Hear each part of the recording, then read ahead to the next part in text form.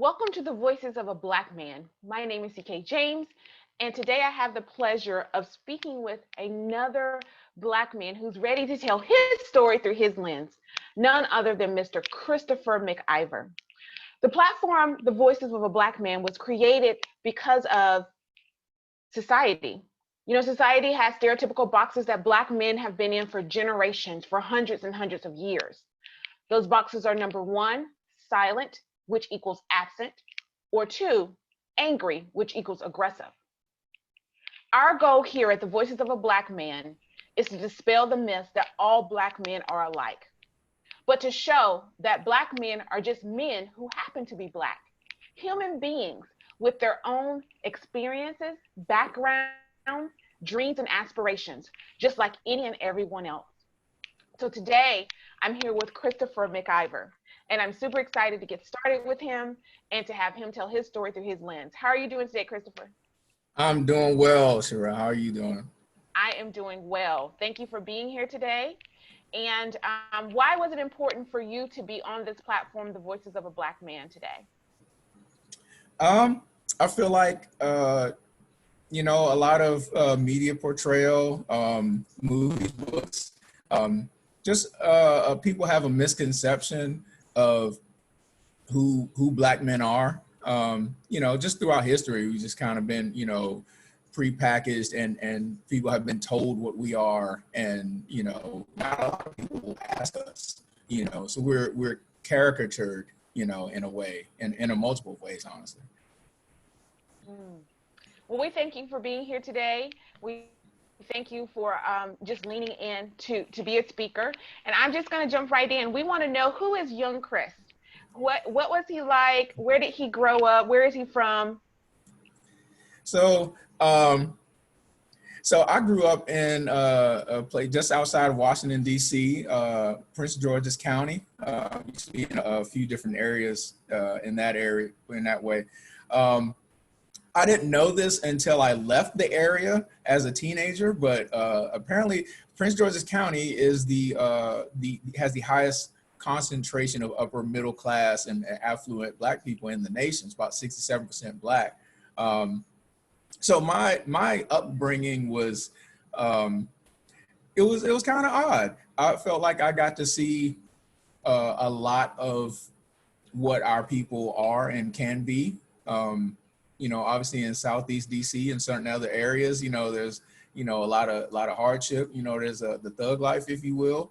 And I have some family and friends that were not immune to that. But then also a few miles up the road, there were definitely some affluent people. So my father's friends, his coworkers, my uncles, I could see prominent Black men, strong, clean cut, driving fancy cars, wearing suits, being professional. I felt like my upbringing, I definitely had those visual role models in place to see how to emulate their behavior, their speech and so forth.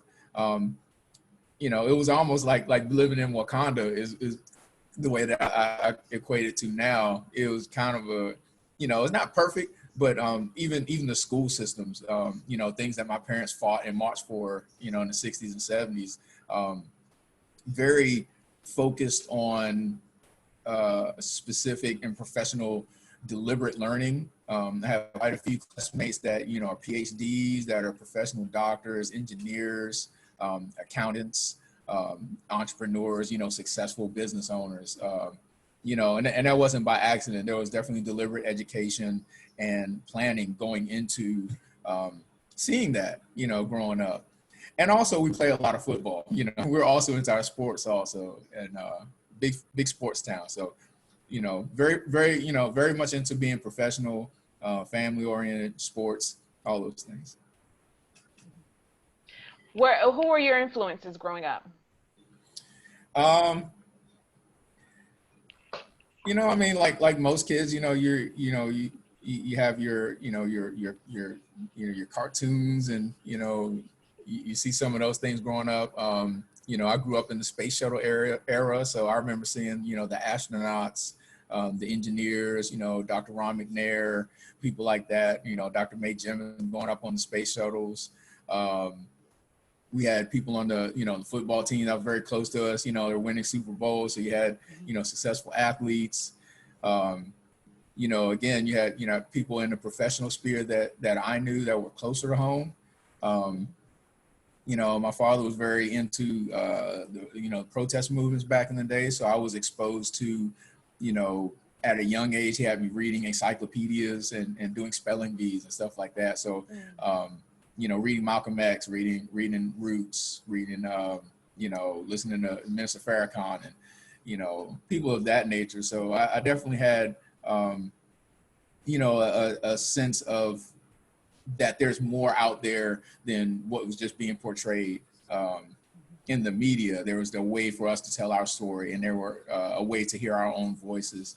So men of that stature, those that could rise above and really be singular transformative forces. Obviously Dr. King and Marcus Garvey, people like that, were definitely people that I was exposed to at a young age. Oh, wow. So you talked about football. So did you play football, or did you play any other sports, or were you more academic? Yeah, I was, I like to say by the time I got to high school, I like to say that I was, I got better grades than the jocks and the athletes, but I could outrun any of the nerds in the classroom. I feel like I occupied this kind of a singular space that I kind of enjoyed, kind of carving out my own niche as that went on. Definitely into sports. My family has an athletic background. My kids are involved in sports right now. They, had some success at the club level. Could have probably applied myself a little more in school. My school background was a little different. I actually never attended kindergarten. So when I was 5, I went straight into the first grade. So effectively I skipped a grade. And, I always did well in school, considering that, I got solid grades. But I was always, with a peer group socially, I was definitely ahead. I had the diploma in hand when I was 16 years old. I was actually attended North Carolina A&T. I was actually 16 years old when I started there, and then I turned 17 shortly after. But I was a little bit younger, but I still was able to have elements of success, both academically and on the football field, on the track, and kind of, made my name a little bit. Not a whole lot, just a little, but yeah, definitely something I enjoyed. Yeah, and so because sports have played such a big part of your life and now into your kids' life, what does sports mean to you from a teaching tool? I found that being able to use the events of sport as controlled adversity, you're able to generate resilience and flexibility, in children at a young age. I think of, the years I was playing high school football, excuse me. Obviously, like I said, I was a little bit younger, but I also was dealing with coaches that were, these are grown men and they're trying to accomplish a goal. So they're applying, their techniques to put that kind of resilience in you. And, I may have been, at the time, oh man, I can't stand coach this or coach that. But, by the time I got to like basic training or, in the military, I'm realizing that I have been given tools to help me adapt to certain situations, that were uncomfortable. So you could lean back on certain experiences, certain training. You can say, okay, this is pretty rough, but I know I've been through X and I survived that. So I know I'm probably going to be okay, or you start to hear parallels. Basic training, they said, don't move until I say forward march. I said, man, that sounds a lot like set hut. They said, don't round the corners 90 degrees. Man, my coach used to say that, don't round the corners. Okay. I'm paralleling, and I actually deliberately used sports analogies throughout my whole career, and I was never let down by that. That foundation, being able to persevere, being able to put in work and effort and see your effort reciprocated back and your results, and then, okay, well, what if I dedicate myself extra? Oh, I'm getting extra results. Okay.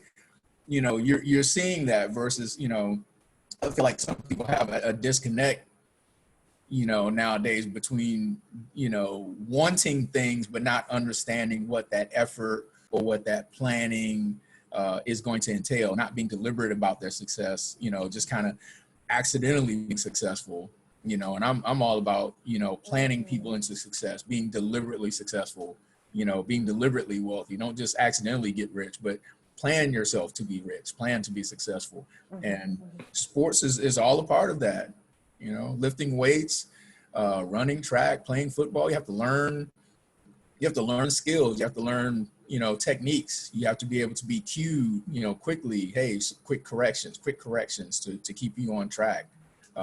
All those things are learned behaviors, and that's stuff that you learn and can develop through sport, and just helping kids grow into capable and deliberate adults. Yeah. So as you talk about that, and you talk about how it's helped you transition to your military career. Now I want to back up because you graduated from high school in Prince George County, correct? Correct. So you graduated and then you went to A&T, Fort Lauderdale, North Carolina, A&T? I did. Yeah, so this is not my first time in North Carolina. I've had a couple of run-ins with the Tar Heel State, and I just ended up here. But yes. And so did you graduate from A&T? I did not. So some of that adversity we talk about, went to A&T, and this was my first experience away from the friendly confines of Prince George's County, away from my family support structure and things of that nature. And, I did okay with grades, but not well enough to be a scholarship performer. I had some conversation with the track coach at the time. We discussed me trying to walk on in the fall, which I felt good about because, again, I'm getting older. I'm 17, getting ready to turn 18. I'm feeling better physically. I'm feeling like I have a good chance to move into that space. But again, lessons learned. We as a family did not have the deliberate planning or resources to plan for me to have a sustained college career. Basically the plan was I had to earn some sort of scholarship one way or another. And, made an attempt, got a little distracted. 16, 17 years old, and I'm 500 miles away from home, and the distractions of college, it did not quite end up the way that we wanted to.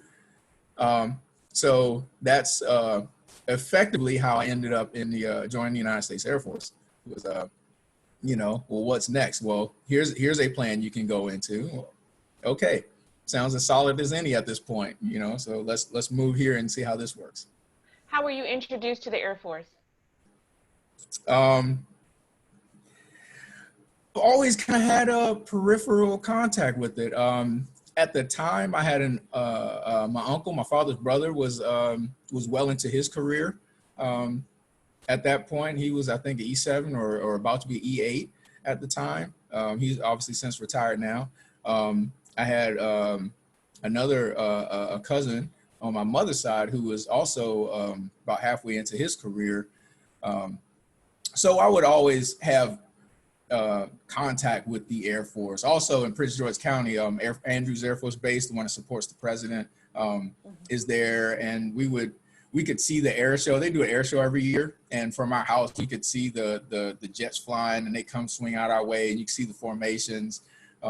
So I've always had a connection to the Air Force just over time. So it wasn't like a foreign concept of like, Air Force, what's that? I definitely knew what, it consisted as far as, you're going to have a uniform, there's going to be airplanes, and, you figure out what your task is going to be. and it's been a thing where my family, the McIver family in North and South Carolina, has had, you know, a fairly rich history and tradition of military service. So again, not a foreign concept to be part of the Air Force. Even my grandfather was even part of the Air Force back in the Korea days. So definitely have always had a tie to the Air Force. Okay, gotcha. So you had an extended career there in the Air Force, correct? How long have you served? Um, I was in the Air Force longer than I've been out of the Air Force. I've served 22 years, 7 months, 26 days, and I'm not quite 42 years old yet. So like I said, I joined when I was 18, served almost 23 years. Definitely have put a ton of my life into that service of the Air Force, and growing in that, and was afforded a lot of opportunities, obviously opportunities to travel, opportunities to be trained, professionally trained, public speaking, you know, leadership of people, understanding what people need in order to perform. Lot of gifts, some adversity, obviously, because that's the nature of the service. But yeah, definitely, you know, a time of service and a time of growth. So one, I want to say thank you for your service.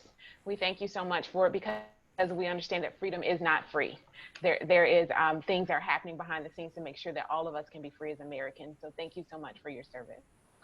I want to go back and kind of talk about when did you realize that you weren't just a young man, but a Black man, and what did that mean to you?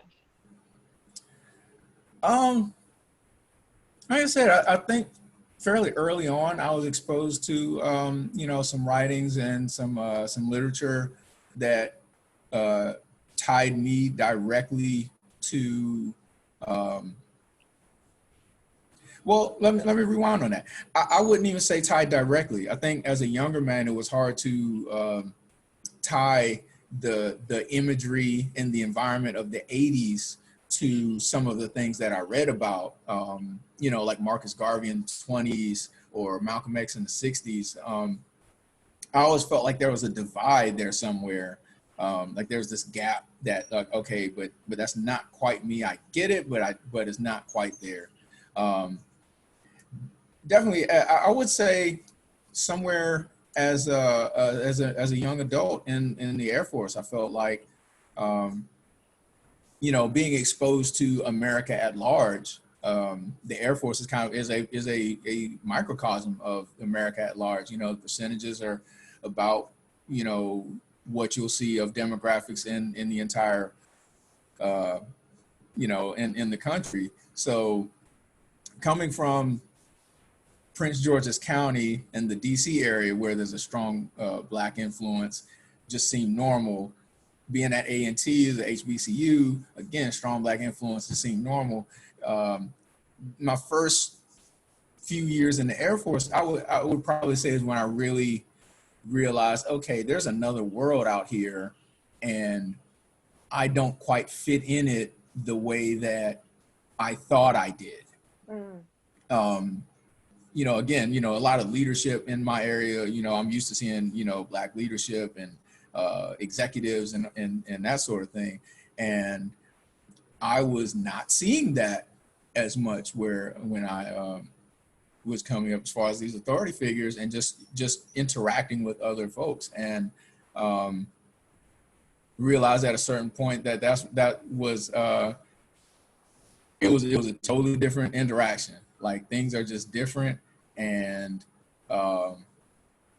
you know, maybe I need to. I felt like, you know, almost had to like kind of dial myself down a little bit, or maybe kind of, you know, put on a bit of a mask, not like a breathing mask, but you know, almost sending a representative out to deal with the world at large, because the world at large was not what I thought it was, and it needed a different version of me than what I was at the time.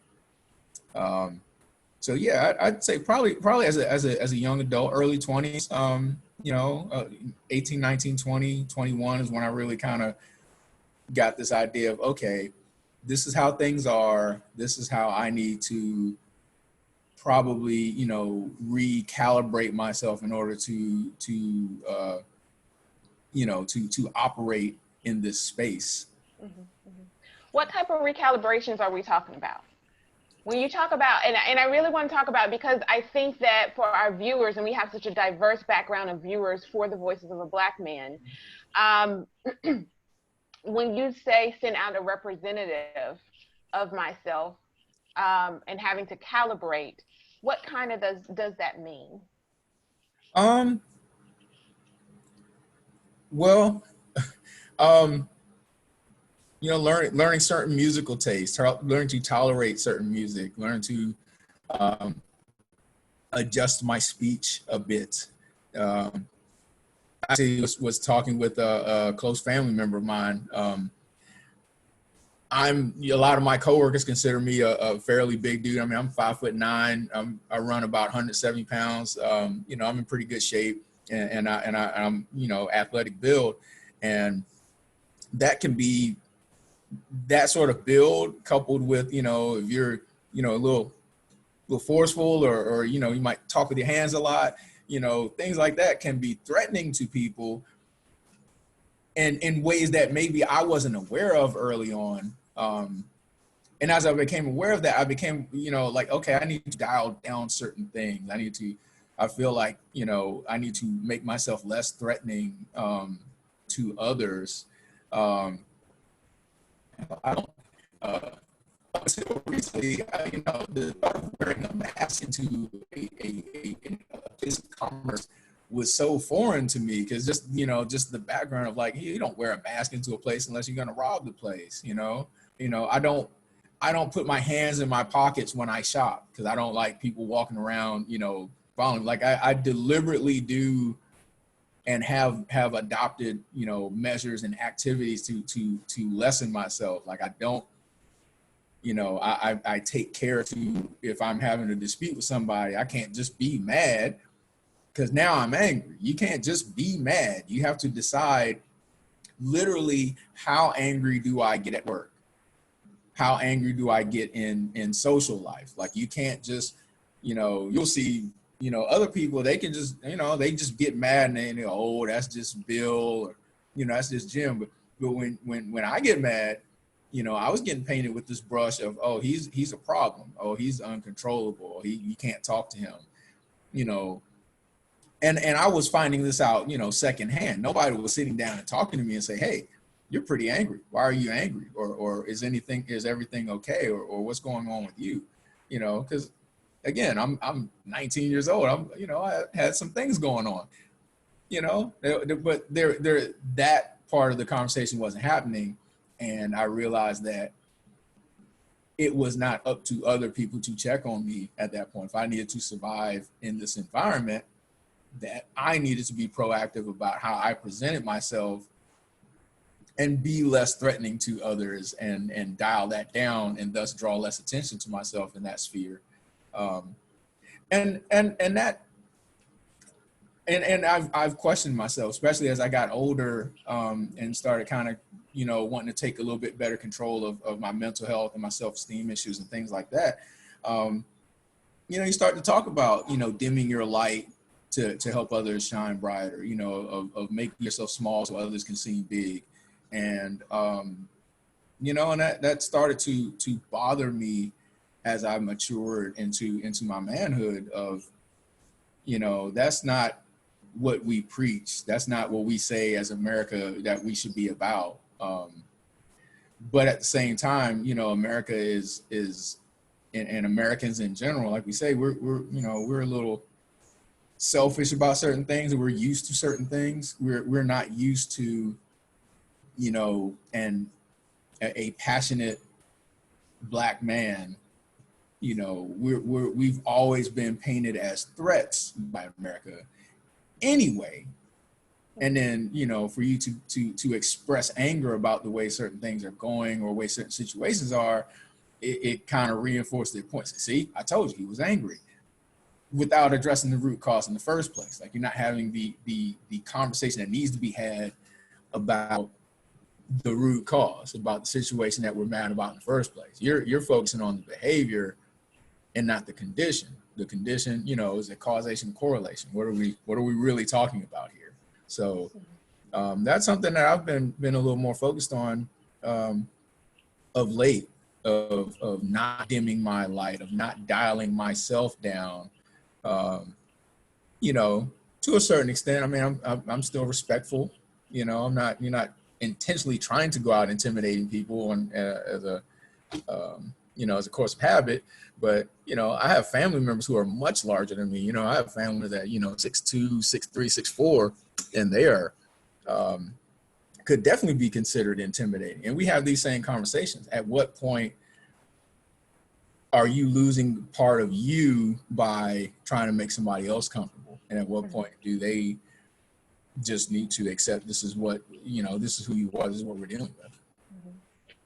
So learning you, not just seeing you and being threatened by your appearance, but learning who you are as a person. Because there's people that we need to be threatened by, and there's people that are just, they are who they are, and they can't help their size or color and those types of things. Yeah, I mean, you know, and again, you know, I feel like my background, you know, I like to say I'm not a thug, but I know what the thug life looks like. I recognize, you know, nefarious characters. And I've traveled around the world.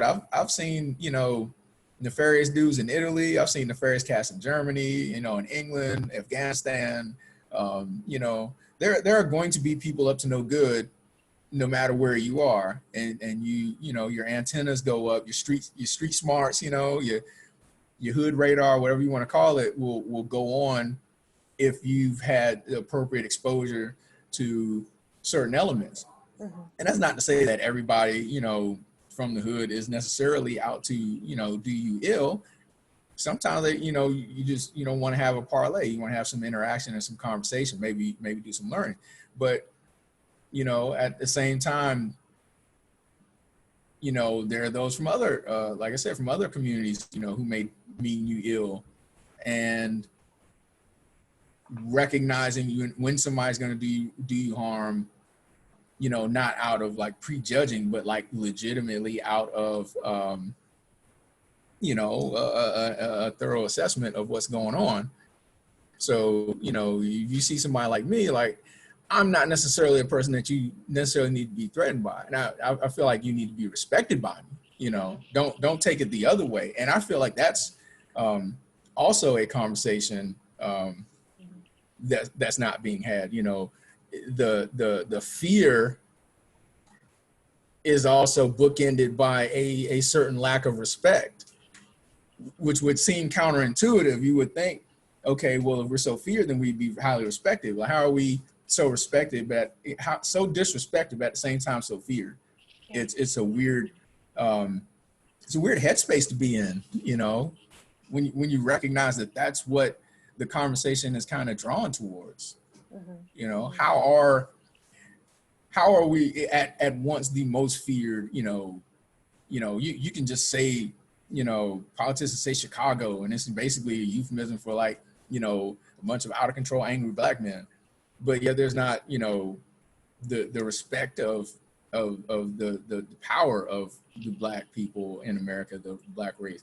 You know, only now, when the angry voices are being heard, are you even seeing a measure of respect where, okay, let's pass some policy, let's pass some resolutions, some things that have been asked for before, but there was no respect behind it. You know, and it's like, you know, why does it have to be fear or disrespect? Why, you know, there's lots of gray in between those two areas of black and white, and you know, it seemed like it'd be a lot easier to just operate in those spaces with some clear understanding.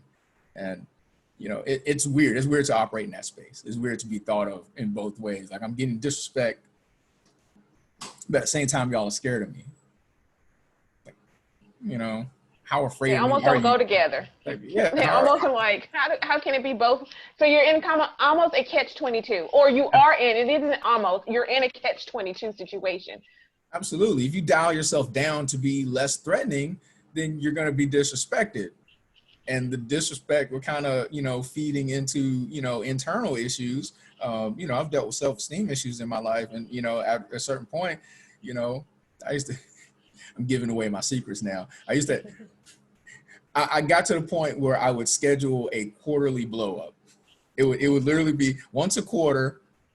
I would just go completely off and just turn up and I'm sick of this. Y'all fool and blah, blah, blah. And man, shove something and walk out and don't apologize for nothing. And then come in the next day like nothing happened. So I almost started to harness it a little bit. I was like, okay, what's the timetable I can do this where I'm not a problem, but I'm also not being disrespected.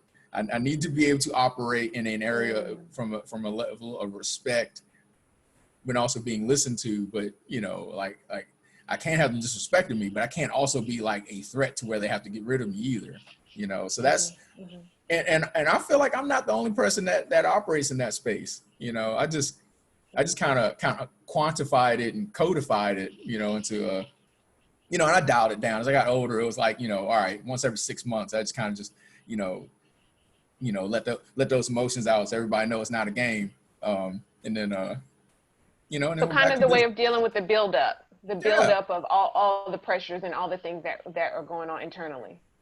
Yeah, because I mean, in those early struggle years, like I would just kind of just go off like just as it would hit, and it would be like, okay, that, and sometimes that would be frequent, and sometimes it would not, and it was just like I'm not in control of this, and this is not as constructive as it could be. So that's one of the earlier areas of me doing some deliberate scheduling and planning of, I'm going to have a public display of displeasure here, and this is going to work in my favor because, we're going to dial down some of this external hostility and dial up some of the cooperativeness, from my coworkers.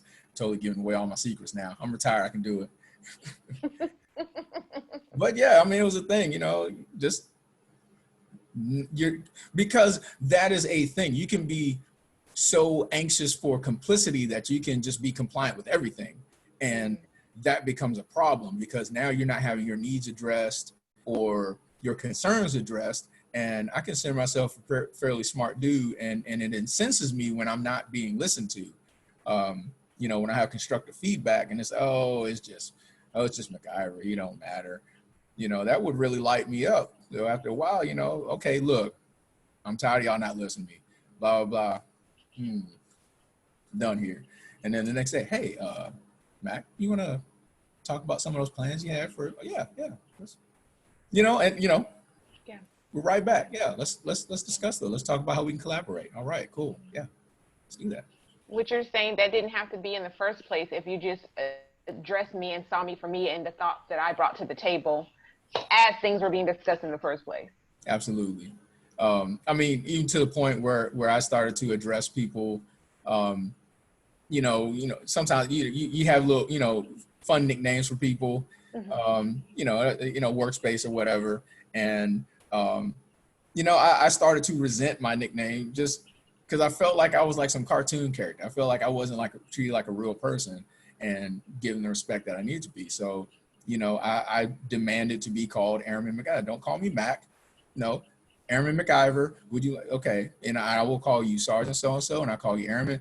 And I mean, that's something I continued my entire career. I mean, even as I promoted up and I had a bunch of stripes and, people come to me, Sergeant McIver, and I, look, Airman so-and-so, male, female, Airman, Sergeant, Master, whatever. I always refer to you, by your rank, definitely in front of people. You develop a relationship, maybe behind closed doors, maybe we'll speak freely, but yeah, definitely in front of people. I'm not going to just call you out and have people feeling like they can walk up to you. Because that's what I would see. Like, as I started to promote a little bit, even like younger cats would come up to me and they, hey, Mac, whoa, hold up. You're like 12, you don't talk to me like that, man. I got some rank here. I got years on you. I'm not a joke. Am I a joke to you? I'm a game. So yeah, you establish some parameters, kind of codified how I was going to operate in this external framework, and how I was basically going to survive for 8, 12, 20 years or however long. So do you ever feel like there were any times in your life, from growing up to now, that you had to do double the work being a Black man than your counterparts, Hmm. just to be recognized or to get the same recognition? Oh yeah. Oh yeah. And I'd say, I mean, to be, completely transparent, there was times where I was doing, pretty much the same amount of work as my peers, and I was not being recognized. And I was kind of okay with it at the time. I had some, some other priorities going on. At one time, because I knew so many people that, had gone on and played college football, and a couple that had gone to the pros, I had this thought that, now that I was an adult, I was going to play, my semi-pro could possibly parlay me into, getting an avenue to do that. So I was splitting some of my energy at the time and not doing more than the peer group. And that, cost me professionally. I definitely saw that. Um, Time went on, and I, really like hardcore dedicated myself to, okay, this is my focus. I'm going to perfect my craft. And even then, clearly I was performing at a level, higher than others. I was being singled out for jobs, singled out for, you know, hey, we got this thing coming up. We need you on it. Carrying such a heavy workload. And it was like, yeah, but I'm still considered just as much as everybody else. Um, Hell, at one point, I actually promoted above the guy who was running our shift, and they continued to have him in that shift lead role. And we got on. We were able to, collaborate for a time, my rank versus his position. But at a certain point, it became kind of problematic. And I expressed that to my leadership, like, you're confusing everybody else, because you're putting me in a position where I've already distinguished myself above the rest of the E5. There's a bunch of us E5s. There's only like 2 or 3 of us E6s. And I've moved into that realm now, and I'm not being afforded the respect and position of my rank that I have earned above others. So yeah, there was definitely a time where I had to, literally, like, kind of stomp in the office and close the door behind me and say, hey, look, man, I've accommodated this thing for a while, but this is kind of unreasonable. This doesn't make any sense. If it was turned around, this would absolutely not be. I would be under him, and there would be no question. I would hand him the radio, and that's how it would be. And he would support me through experience, through guidance, through tips and tactics. But the fact that I was outranking him, but being put in a position where I was subservient to him, like, that doesn't make sense. And in no way does that make sense. Yeah, yeah, yeah. So you talk about this thing. You brought it up to me, and I'm interested to learn a little bit more about it. The double V movement.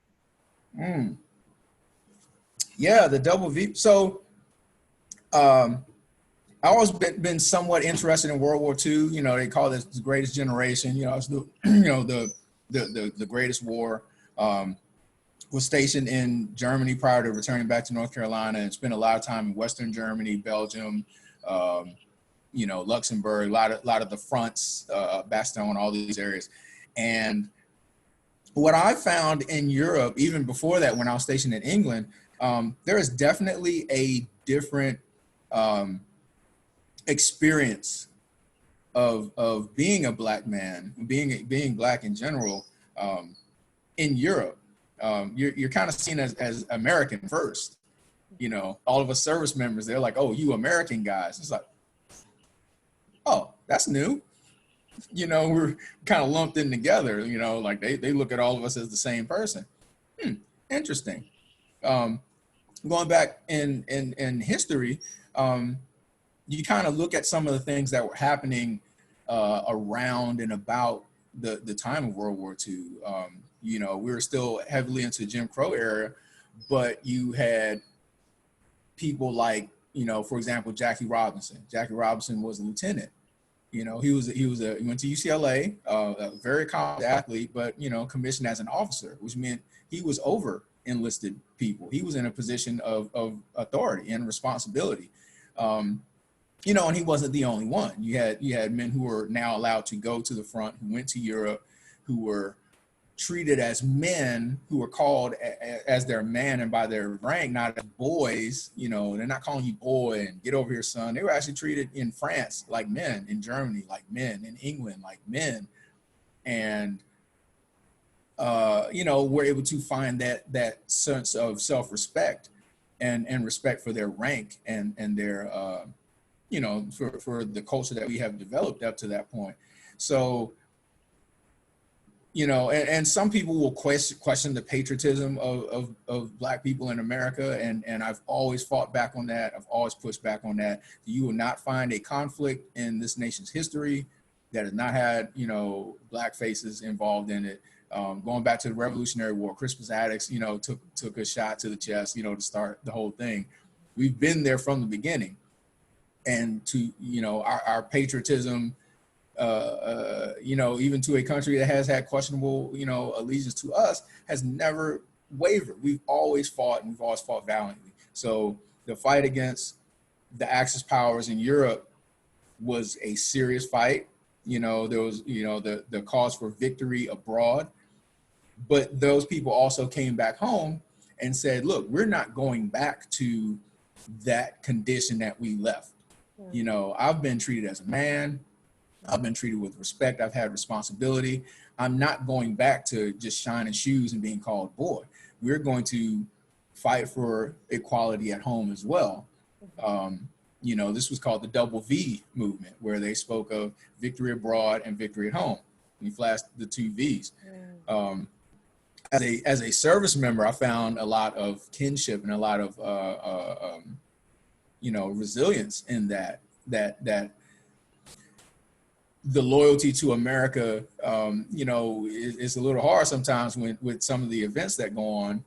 But all in all, you look at it and say, look, the words that were written down, you know, we hold these truths to be self-evident. We shouldn't have to explain this to you, that all men are created equal, that they're endowed with inalienable rights, which mean they can't be taken away, that among them, we can, you know, not limited to, hey, this is just part of the list. We got more. Life, liberty, pursuit of happiness. I can't make you happy, but I can help you. And we came home and said, look, we want to be part of this too.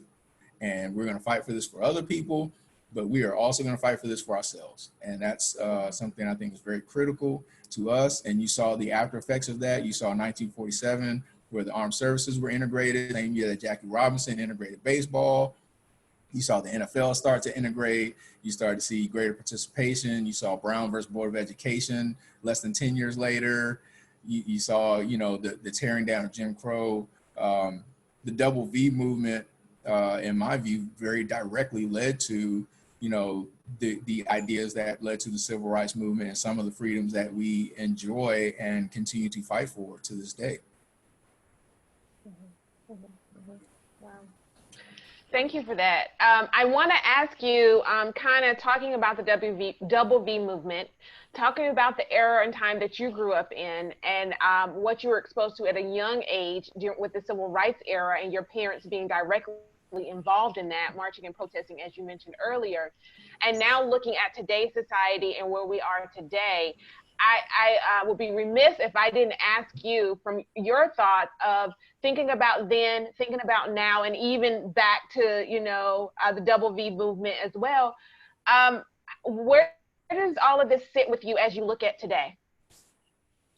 I have this theory, and the math supports it, so I tend to roll with it. I feel like until America truly reckons with its original sin, that we've gone through these 50-year cycles of heavy agitation, heavy resistance. You know, you look around, like, you know, War of 1812, around 1810 or so, when there was that big push to cut off, you know, the importation of people from Africa. When it, okay, you know, it was a big deal. Okay, it came to a head. And then you had it kind of settle for a while. Hey, are you happy? And then it started to bubble up again, you know, the Missouri territories and the Dred Scott decision. And in 1860, 50 years later, we got Civil War. So we're bubbled up again. So, okay, that's over. Reconstruction, you're starting to have Jim Crow, and then on into the 1910s, you had the rise of the Second Klan. You had the implementation of the heavy Jim Crow laws, you know, in the Second Klan around that time frame. Okay, bubble settles down. Again, World War I, World War II, Double V movement, Civil Rights Act, you know, 1960s, and we're hitting it again. And about the time around 2009, after Obama was elected, is when I started to look back and say, you know, I see this real hard pushback to Obama's election coming, and I feel like 2010 is going to start an era of tribulation. I feel like we're going into another one of these periods. And I said it to my one nephew.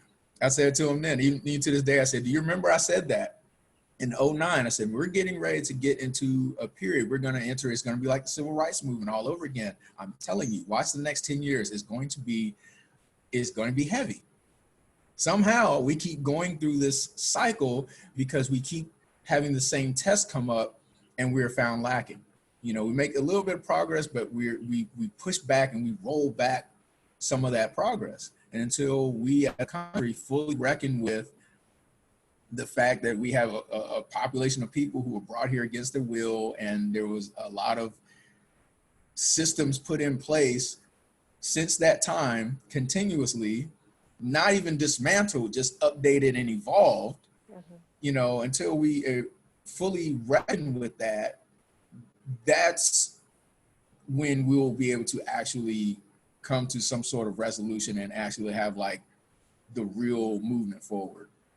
Because the same situations that my parents and my grandparents dealt with, they're just a little different. The rules have adjusted slightly, but the children of the people that put those things in place are the people in power now, and they're, you know, still operating under those same mindsets. So we have to break out of that mindset and pass that test finally. And we're having another opportunity to do so. And I'm heartened by the number of allies who are involved in this fight, who are looking at things fairly and squarely and saying, okay, I think this is really a time we look at this thing straight up.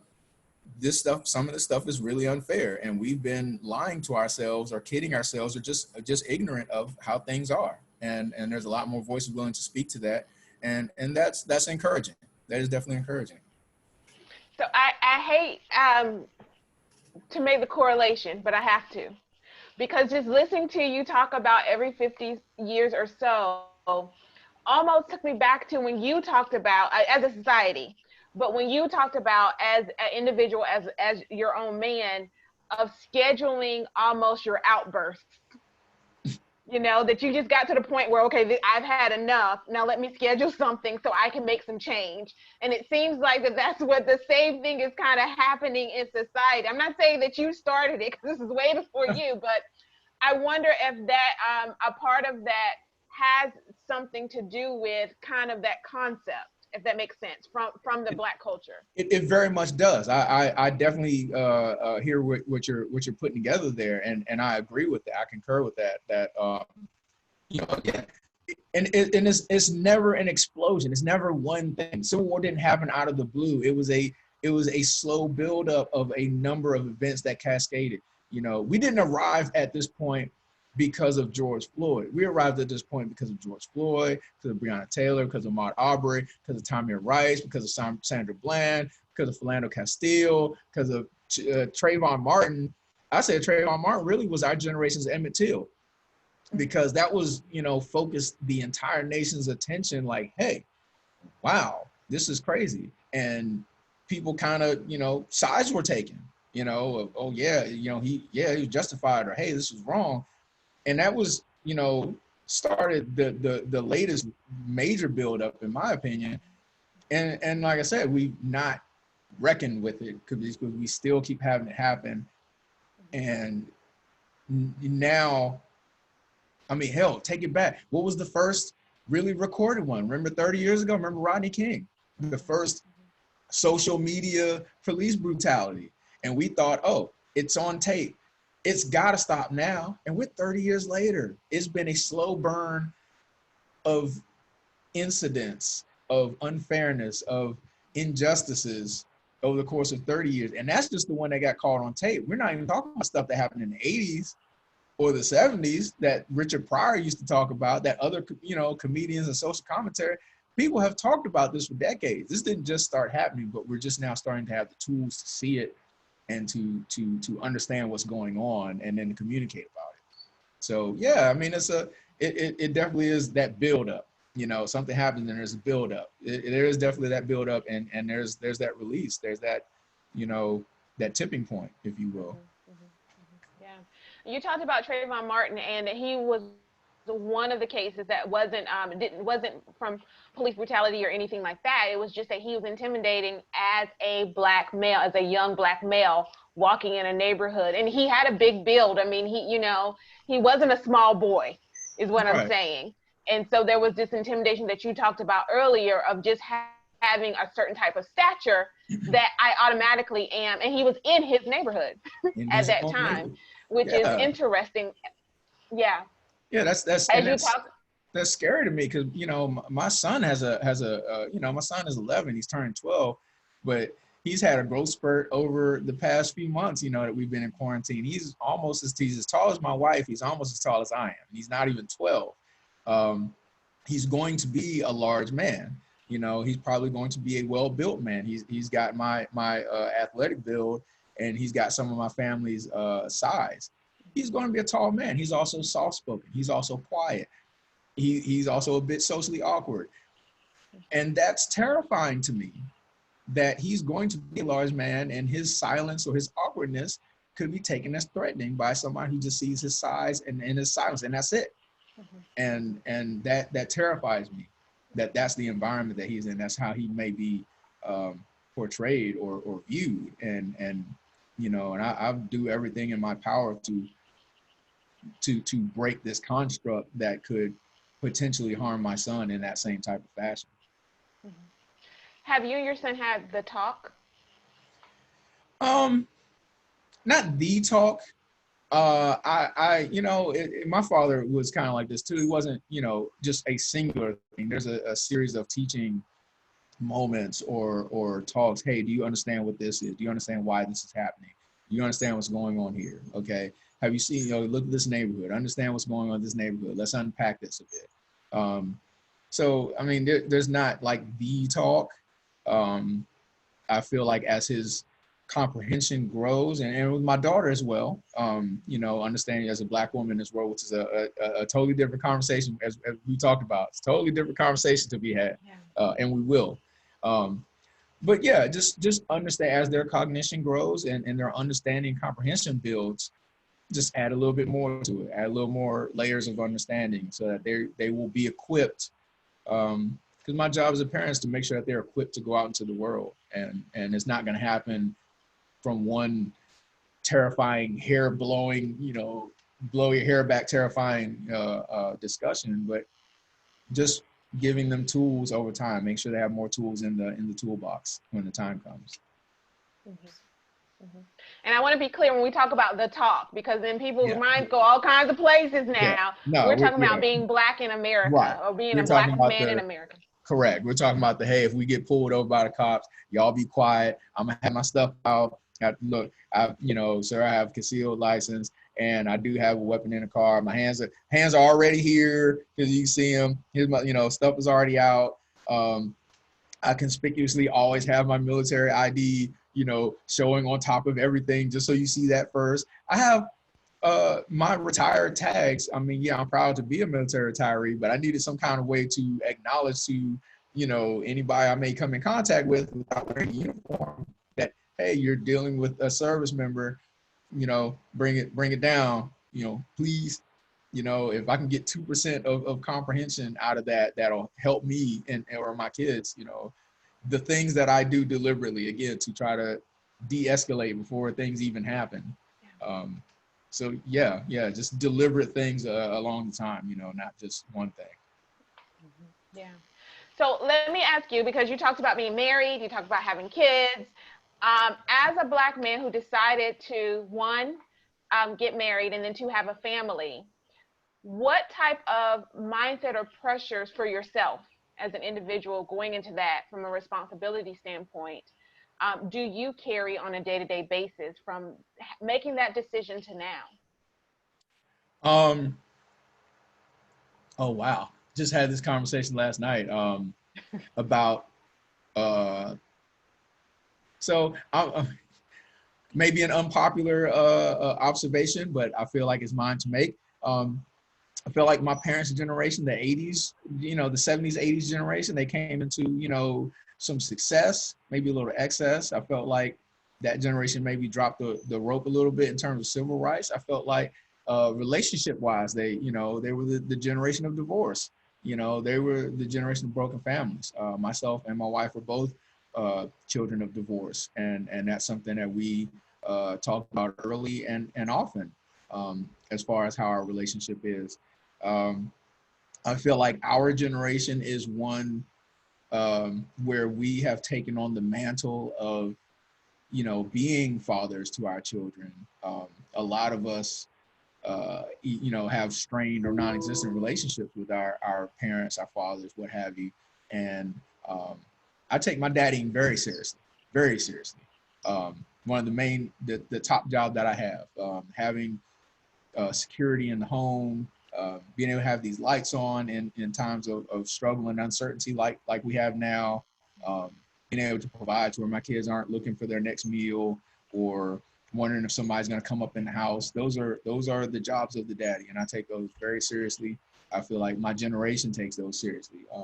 Being present in our children's lives, being visible, and not being angry and not being invisible in our children's lives, but actually being present and being understanding and having a conversation, being approachable, because a lot of us want or either miss or some of us do have the privilege of having their fathers around to help guide them into fatherhood, and to bounce ideas off of. And those who aren't as connected with their fathers, you at least have that idea of what you wanted in your own experience. And I think a lot of us are deliberate in passing that on and building that into our families, being present, being accountable, being visible, So yes, yeah.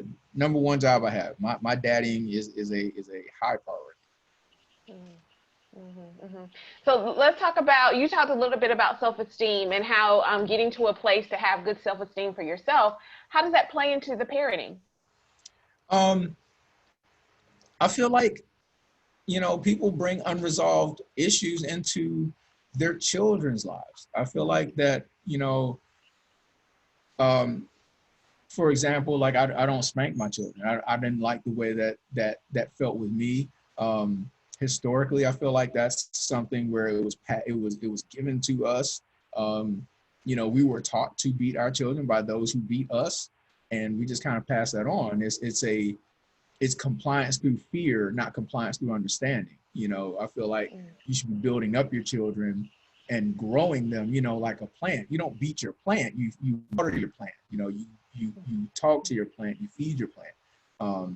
You give it sunlight, you give it room to grow. You repot your plant so that the roots can grow and expand and take place. You don't beat your plant to make it grow.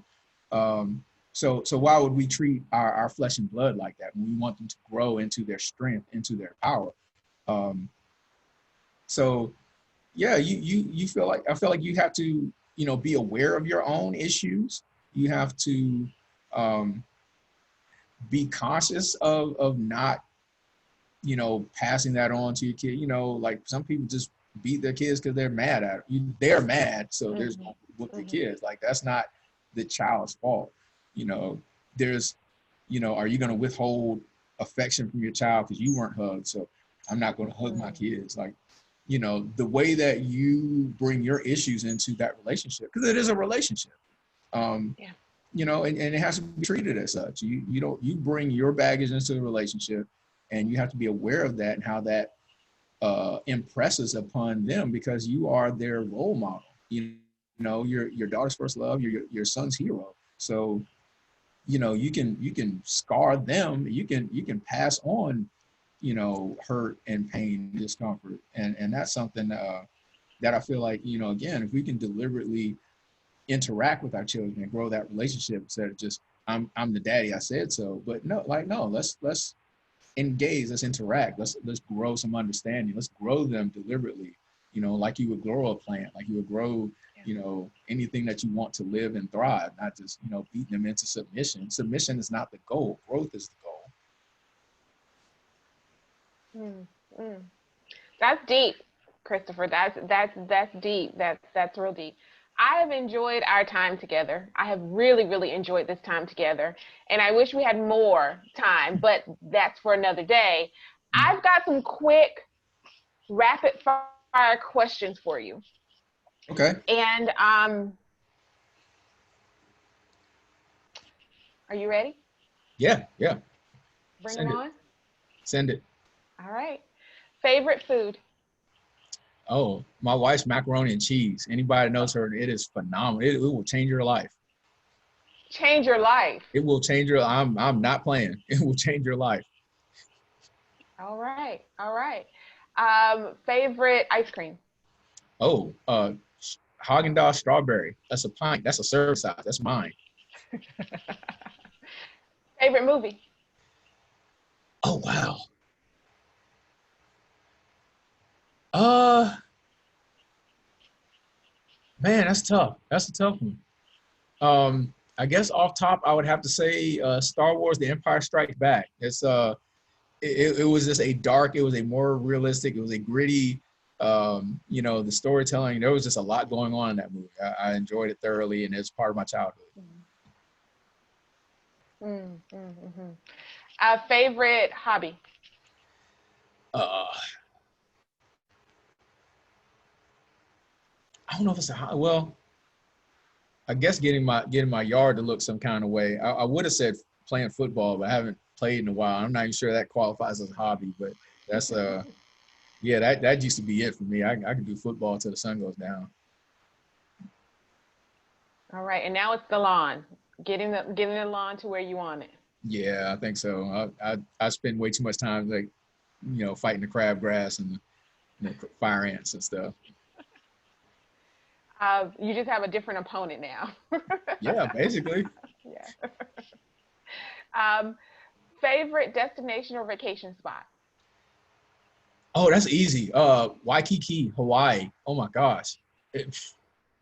Literally paradise. Like it only rains on one side of the island. Like the rain, it stops on that side of the island. It's just the leeward side. Oh my gosh, it's the most magical place in like the entire planet. Wow. Favorite song? Depends on the day. Oh gosh, depends on the day.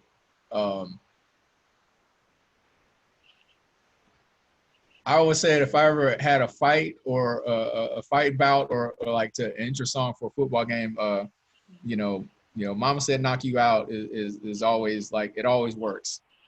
Like there's never a day that song doesn't charge me up. LL Cool J. Yes, ma'am. Mama Don't call Said it a Knock You comeback. Out. I've been here for years. Yeah. Wow.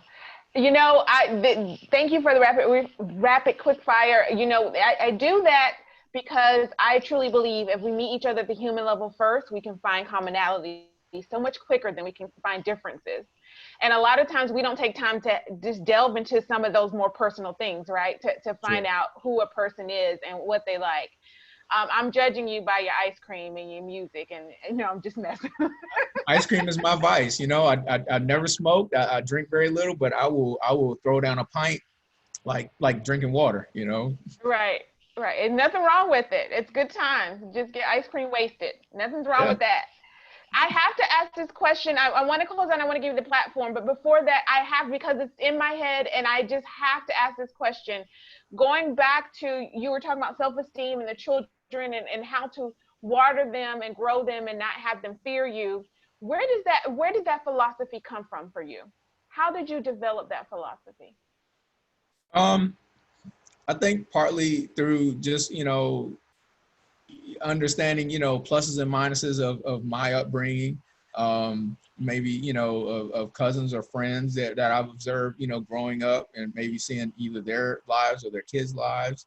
Um, I would say, deliberately through my military career, where I was in charge of, large numbers of people and growing them. And there's a element of discipline and structure in all of those relationships.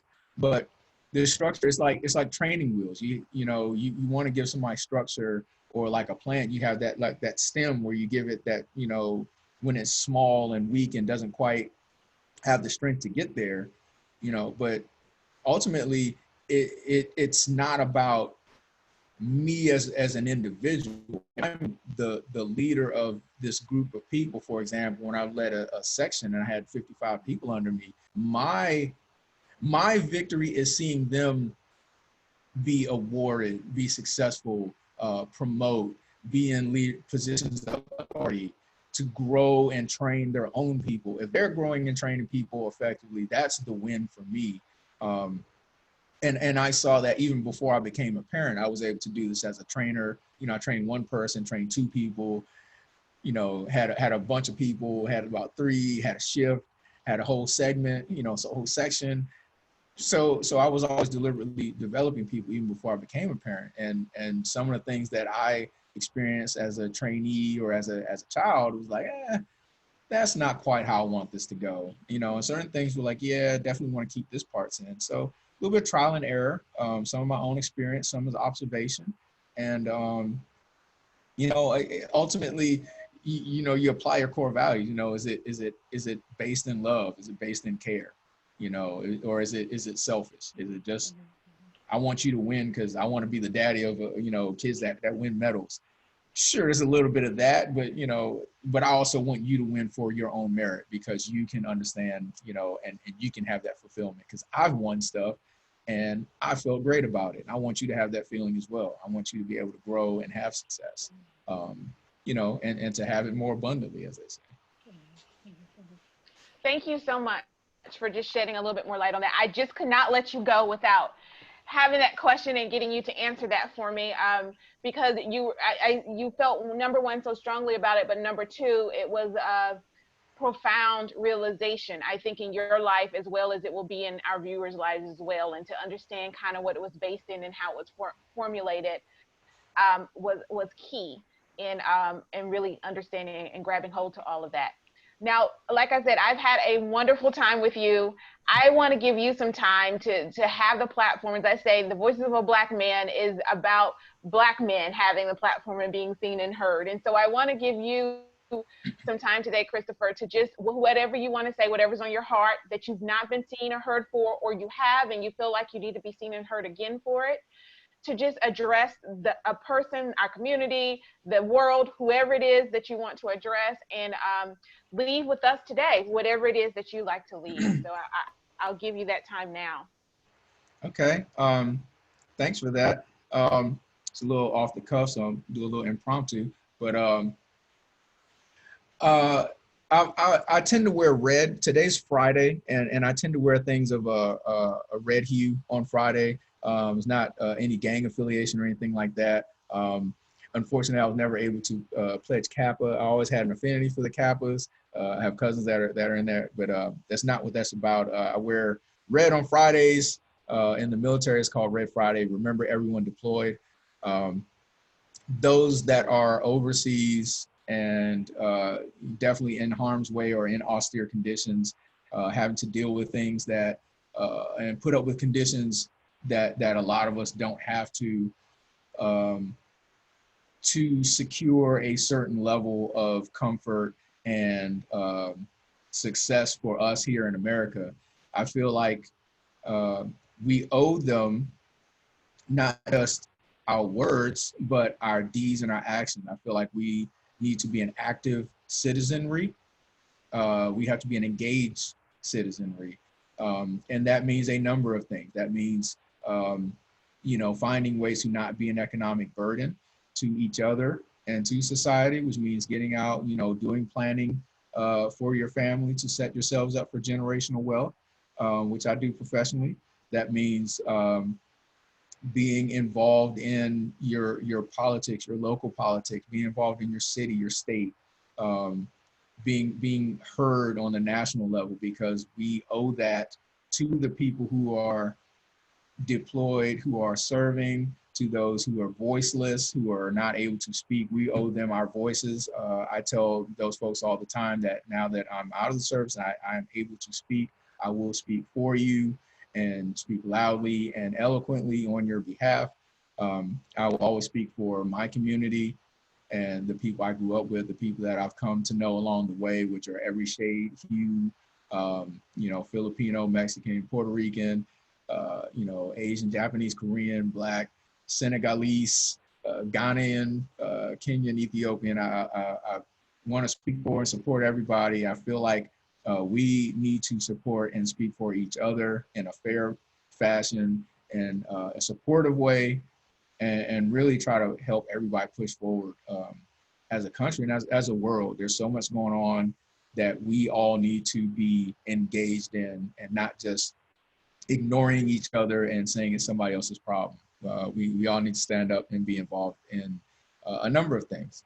And I think that will just help everybody, not, like you said, engage with each other, come together, learn to know each other. And then from that, who knows what we can accomplish at that point. So still have faith in humanity. I sometimes don't like people, but I love humanity. It's weird, but that's where I am with that. I still want to save the world and save the human race. And that's just where I am with it, I guess. Thank you. Thank you so much. To our brothers and sisters abroad, we pray for you, and we thank you for your sacrifices as well. Thank you for allowing us, Christopher, to understand what today in red means for today, and to remember those who are abroad and may not be in favorable situations, so that we can, as I said earlier, have the freedom that we have. Freedom is not free without what's happening behind the scenes. I've enjoyed. Thank you so much for sharing your heart, your wisdom, your experiences. Thank you so much for telling your story through your lens. For our viewers, thank you so much for being here. Thank you so much for listening to Christopher McIver as he shared his story through his lens. Now this part is on you. You've listened, you've seen and heard him speak and tell his story and give you some points of views that maybe you hadn't seen before. I'm going to ask you to please now check yourself. Look within yourself. Are there biases that you have that maybe you didn't even know were there? Are there biases that you had that you didn't know were there? What actions can you take? Because it starts with each and every one of us individually. Just seeing a Black man, not being offended or scared just because a Black man appears, because of his stature, but understanding that Black men are men who happen to be Black, and they deserve the chance just like everyone else, because they're human, to be friended, to be learned about, and then to understand, is this someone I should fear or someone I should not fear? Not because they're Black, but because of their characters and their morals that they have in life. It's interesting, Christopher talked about today how being overseas, the first thing that he was called was not Black, but American. I want to leave that with you guys to think about. Everywhere else, he's seen first as an American, which I'm sure has its own connotations and its own suggestions by itself. But it wasn't that it was a Black person or a white person or any other ethnicity. It was that he was American versus where he was. He also talked about no matter where he's been around this world, there's been some unsavory characters and there have been some really good people that he's found in his life of all ethnicities. And that's just the point. There's good and there's bad in all ethnicities, because at the end of the day, we are human first. My name is CK James. This has been the Voices of a Black Man. Tune in tomorrow at 12 noon, where we will have a roundtable discussion on Saturday. And a lot of our speakers from this week will be coming back to dive deeper into conversation. Until then, have a wonderful, blessed day, and I'll see you soon. Take care.